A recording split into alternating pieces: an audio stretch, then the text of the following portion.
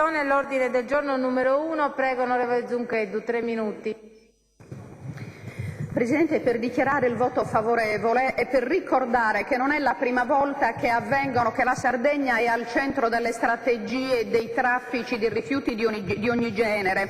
Vorrei ricordare che già qualche anno fa, a luglio del 2011, posi il problema al Presidente Cappellacci per quanto riguardava un traffico di armi, esattamente da Santo Stefano verso direzioni sconosciute, armi che viaggiarono su un traghetto passeggeri senza che i passeggeri venissero minimamente informati che a bordo viaggiavano